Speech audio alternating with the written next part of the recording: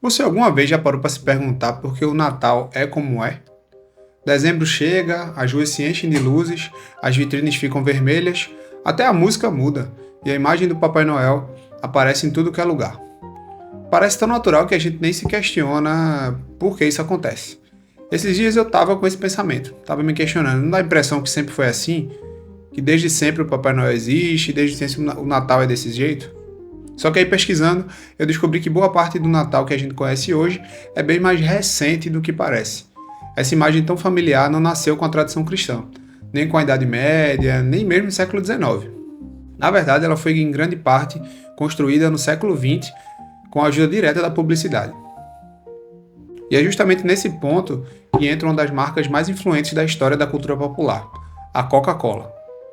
Mais do que vender refrigerante, a empresa entendeu cedo o poder de se associar a emoções, datas simbólicas e também rituais coletivos. E poucas datas a gente pode falar aqui que são tão emocionais assim quanto o Natal, não é verdade?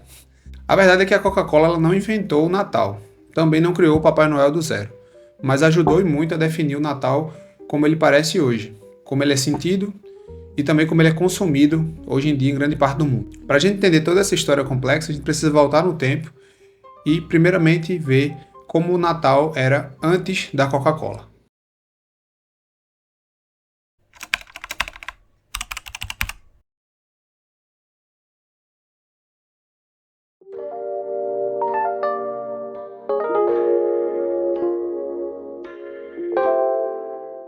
Antes do Natal virar esse grande espetáculo visual que a gente conhece hoje, ele era uma celebração muito mais discreta e fragmentada.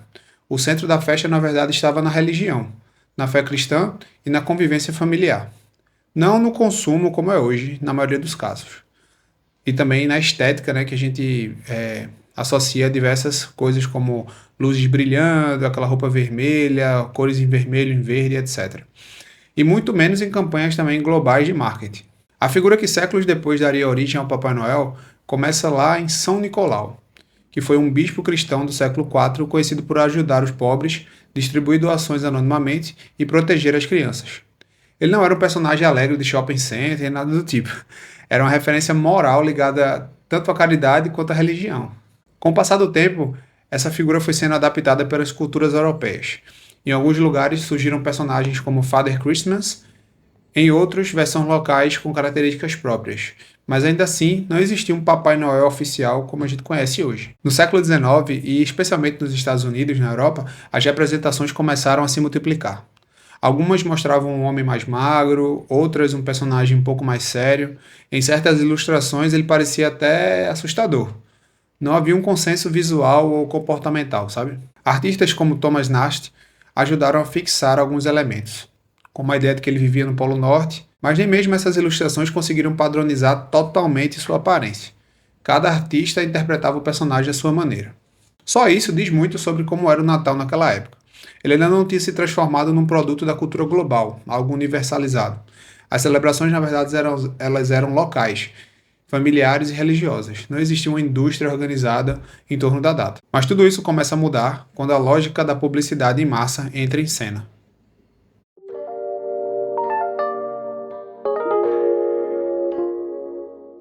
Lá no começo do século XX, a Coca-Cola enfrentava um problema simples, porém sério.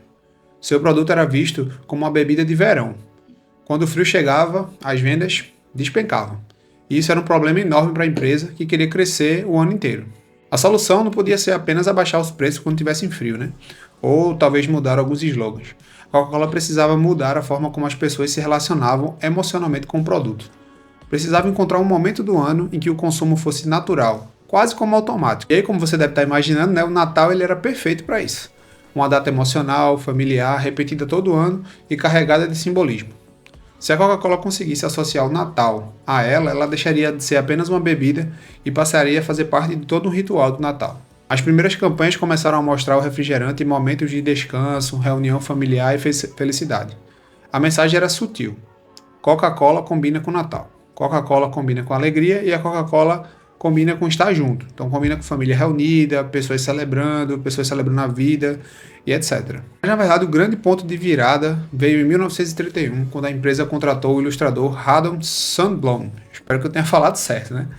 A missão era clara: criar um Papai Noel que fosse humano, simpático e próximo das pessoas. E aqui entra uma correção histórica importante, né?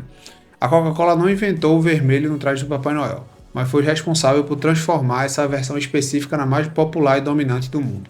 O segredo, na verdade, não foi apenas o desenho, foi a repetição. A mesma imagem do Papai Noel apareceu todos os anos, em revistas, calendários, vitrines, outdoors e anúncios. Década após década, sempre igual e sempre familiar. Com o tempo, essa imagem deixou de parecer propaganda e virou, na verdade, tradição. Virou quase como uma memória afetiva das pessoas. Para muitas pessoas, esse passou a ser o Papai Noel, não uma versão entre vários como era antes. E aí, à medida que a Coca-Cola se expandia globalmente, essa estética natalina também se espalhava. O vermelho, o branco, o sorriso, o consumo, felicidade. Essas eram as ideias, né, do Papai Noel na época. E aí o Natal começou a parecer igual em diferentes partes do mundo, começou a se tornar globalizado. Nos anos 1990, a marca reforçou ainda mais essa associação com os famosos caminhões iluminados do Natal. Introduzidos em 1995, eles rapidamente se tornaram um novo símbolo da data. A ideia era clara: quando os caminhões da Coca-Cola aparecem, o Natal começou. Um ritual moderno criado pela publicidade, mas na verdade vivido como tradição.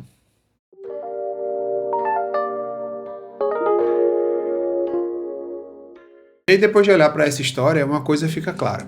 A Coca-Cola não criou o Natal, mas ela moldou profundamente a forma como ele é vivido, imaginado e sentido nos dias de hoje.